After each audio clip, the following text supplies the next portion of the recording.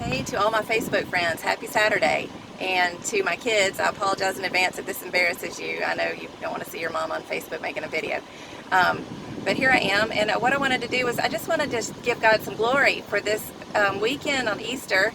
I don't normally do videos because I like to write and it's therapeutic for me, but it's also a way for me to hide behind a keyboard and edit my mistakes. And actually making a video terrifies me because you can see my flaws and my mistakes and you can hear me mess up. But I wanted to say this out loud because the Bible tells us and to let the redeemed of the Lord tell their story. And I have a story, and I've been waiting a long time to share my whole story, and I tell bits and pieces of it here and there to different groups of people and on Facebook. But I'm so grateful for what God's done in my life. And there's just no better time to say it out loud than on Easter. And this weekend is all about loss, and it's all about victory. And so I just want to share a little bit about mine. It's a very long story, and I'm not trying to go into the whole thing right now, but fast forward up to 2012. I'm just going to start there. But in 2012, after living a very, married for 17 years, living a very clean life, raised my kids at home as a stay-home mom, and always worked in church, always led things in church, and I love that life. I love all the people that I ever had any kind of relationship with in church, in whatever place I met you, whatever church I met you in. I love you. You mean the world to me. That was a great time in my life.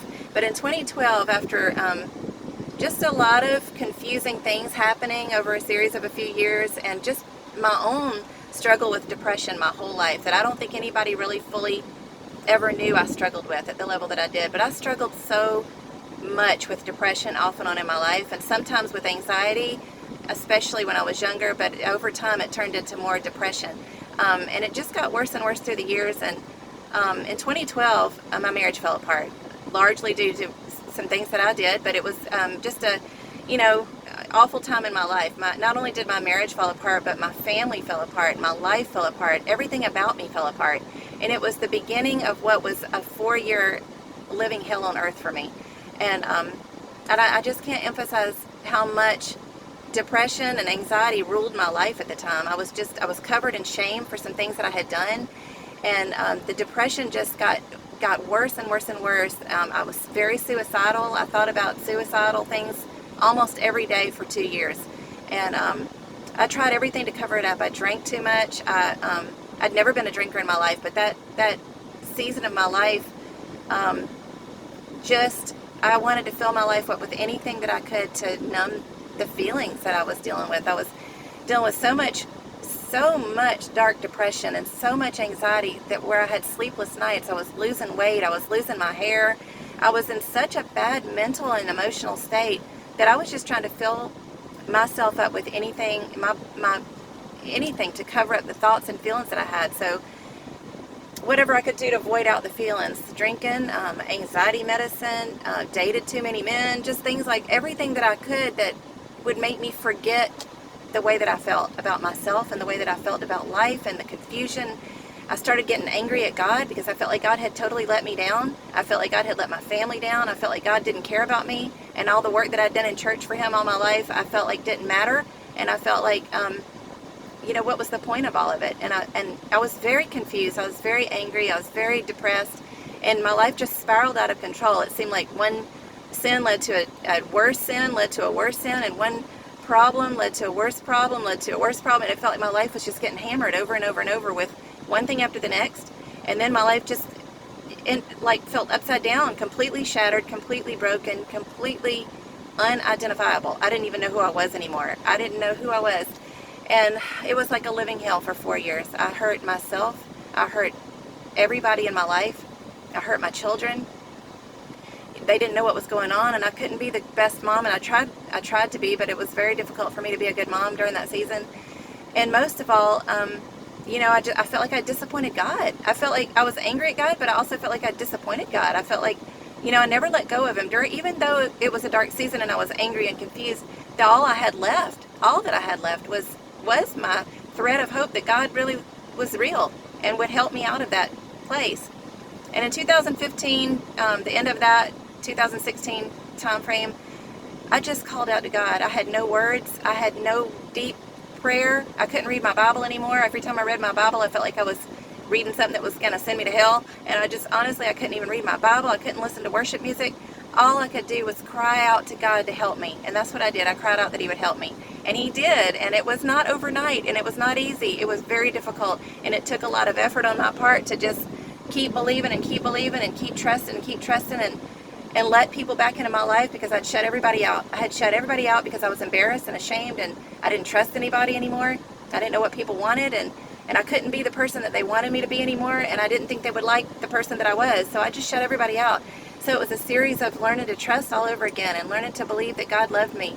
And he just whispered to me every day how much he loved me. And he told me who I was, that I was beautiful, and that he made me the way that I was, and that all the things that I saw that were flaws that he could use. And it just took people saying that to me, and it took me getting back to a place of being able to just read my Bible and listen. Honestly, I just listened to my Bible on tape for a long time. I couldn't even read it, but little by little, God was so patient with me, and he brought me back, and he pulled me out of a dark, dark place. And it took months. It took several months. It took about a year, really, for me to get back to a place of where I felt like I had my sanity back. And I knew I'd never be the same. I knew that that dark season of my life had changed me forever, but I didn't really know how to define who I was anymore. And things were different, and I knew that I was different. But what I found in that dark place, and what I really want to say about this, was that God was there with me through that whole dark season, the whole time. He never left my side. He was at the bottom of the pit with me, and he climbed out of it with me, and he pulled me out when I didn't have the strength to do it. And if that's where you are, I just want to say that you are right where Jesus was on Friday when he was crucified. He was in a place of agony and suffering, and at some level confusion, because his Father had turned his back on him, and he was very sad, and he was sorrowful, and he felt all the pain of all of the physical pain, but all of the emotional and mental and spiritual pain of that whole experience, and he felt completely alone. And if you're there, God's there with you, and God never leaves us or abandons us. And he sent his own son to do that so that we wouldn't have to go through that. You know, he sent his own son to be abandoned so that we wouldn't have to be abandoned. And he stayed with me through that dark season of my life until I cried out to him, and then he was more than anxious to pull me out of that hole. And he did. And what was really, really, really what changed my life was realizing that I thought I had buried myself under all the sin and under all the darkness and the disbelief and the confusion. I thought I'd never, ever, ever be in a good place again. I thought the best I could do would be to survive and not die, because at the time it was one or the other. But God has redeemed my life to such a place that I thought where I'd never have respect for my children again, they love me. And where I thought I'd never have influence again, God's given me people to teach again and to just share my story with. Not that I have anything better than anybody else, but I have a story to tell of his goodness, and that's all I want to do with the rest of my life, is just declare his goodness. And so I just want to say that if you are in that place where you feel buried and you feel dark and you feel like the world is closing in on you and nothing makes sense, and your life is not what you thought it would be, that's okay, because that means you identify with the suffering of Christ. Jesus was in the same spot on Friday during the crucifixion, and things were just upside down. And even though he knew what was on the other side of it, he was still human, and he still felt the pain of that. And he can identify with you when you feel that way. What is even greater is that Sunday is coming, and Sunday is the resurrection, and Sunday is where we get to see what we thought was buried. It was only planted, and that God has a place on the other side of that, full of victory and full of effectiveness and full of fruit and full of good things, and that he's waiting. We're in the waiting seat. Like today is Saturday. It's the day between the crucifixion and the resurrection. And some of us have been in that waiting season. Some of you are there right now, and it feels like forever. It feels like waiting is forever, between the loss and the suffering and between the victory. But the victory's coming. God promises that it's coming, and God is faithful to his promises. So I just wanted to remind you of that, and just to let you know a little bit about where my life has been and where God has pulled me out of and where God has placed me. And he's placed me in a good pasture. And what I mean by that is he's placed me in a safe place, in a good place, a place that I believe that I'm seeing him do good things again. He's kept my children, in all of this, he's kept my children safe. He's kept my children from going off the deep end. He's brought me back to a good place. He's put people in my life again that love me, and some that never left me, some that stayed through that dark season, never left me, kept reminding me of who I was. And so I just wanted to share that with you and share how much God has done for me, and tell a little bit of my story. That's not even close to the whole thing, but I've talked long enough. And I just want to remind you that Sunday is coming. That's not only tomorrow's Sunday, but the victory of resurrection is coming in your life. So hold on, stay steadfast. Just hold on to that tiny little mustard seed of faith, even if all you can hold on to is that God is real.